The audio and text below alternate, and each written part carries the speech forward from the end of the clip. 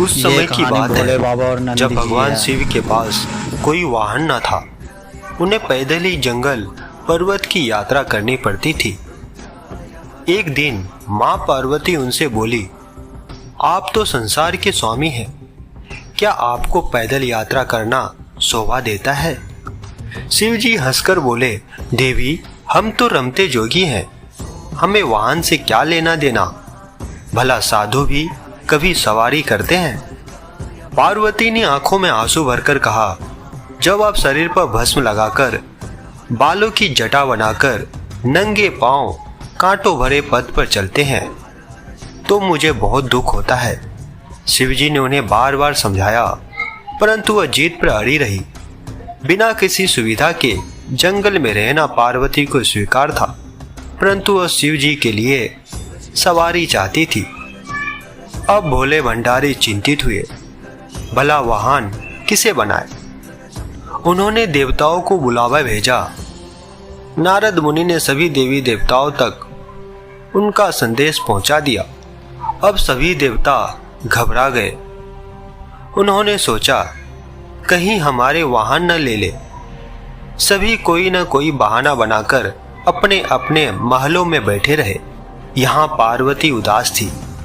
शिवजी ने देखा कि कोई देवता नहीं पहुंचा है।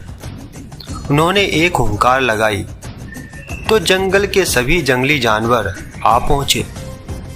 शिवजी ने उनसे कहा, तुम्हारी माँ पार्वती चाहती है कि मेरे पास कोई वाहन होना चाहिए। बोलो, कौन बनेगा मेरा वाहन? सभी जानवर खुशी से झूम उठे। फिर एक छोटा सा खरगोश आगे बढ़ा। उसने कहा, भगवान, मुझे अपना वाहन बना ले, मैं बहुत मुलायम हूँ। इसे देख सभी जानवर हंस पड़े। फिर शेर गरज कर बोला, मूर्ख खरगोश, मेरे होते तेरी जुर्रत कैसे हुई सामने आकर बोलने की? फिर बेचारा खरगोश चुपचाप कोने में बैठकर गाजर खाने लगा।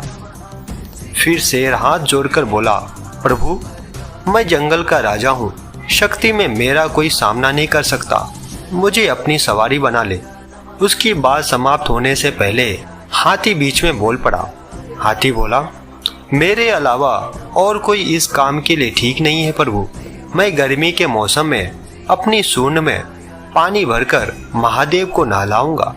फिर क्या जंगली सुअर भी किसी से कम था? वह भी अपनी थुथुन हिलाते हुए कहने लगा, शिवजी, मुझे सवारी बना लो, मैं साफ सुथरे रहने की कोशिश करूंगा। कहकर वह अपने शरीर की कीचड़ चाटने लगा। फिर कस्तूरी हिरण ने नाक पर हाथ रखकर कहा, छी, कितनी बदबू आ रही है, चल भाग यहाँ से, मेरी पीठ पर तो शिवजी सवारी करेंगे। इसी तरह सभी जानवर अपना अपना दावा जताने लगे। फिर शिवजी ने सभी को शांत कराया और बोले, कुछ ही दिनों बाद मैं सब जानवरों से एक चीज मांगूंगा, जो मुझे वह ला देगा वही मेरा वाहन होगा। नंदी बैल भी वहीं खड़ा था। उस दिन के बाद से वह छिप छिप कर शिव पार्वती की बातें सुनने लगा। घंटों भूख प्यास की परवाह किए बिना वह छिपा रहता था। एक दिन उसे पता चल गया कि शिवजी बरसात के मौसम में सूखी लकड़ियों की मांग करेंगे, तो उसने पहले ही सारी तैयारी कर ली। फिर कुछ दिनों बाद बरसात का मौसम आया। सारा जंगल पानी से भर गया था। ऐसे में शिवजी ने सूखी लकड़ियों की मांग की तो सभी जानवर एक दूसरे का मुंह ताकने लगे। फिर नंदी बैल गया और बहुत सी लकड़ियों के गट्ठर ले आया। फिर भगवान शिव यह देखकर बहुत ही खुश हुए। वे मन ही मन जानते थे कि नंदी बैल ने उनकी बातें सुनी है, फिर भी उन्होंने नंदी बैल को अपना वाहन चुन लिया। इस प्रकार नंदी बैल भगवान शिव के सवारी बने। फिर सारे जानवर उनकी और मां पार्वती की जय जयकार करते लौट गए। तो दोस्तों, उम्मीद करता हूँ आपको आज की वीडियो पसंद आया होगा। पसंद आया हो तो इसे लाइक शेयर जरूर कीजिएगा और ऐसे ही ज्ञानवर्धक वीडियोस के लिए आप हमारी इस चैनल को सब्सक्राइब जरूर कीजिएगा।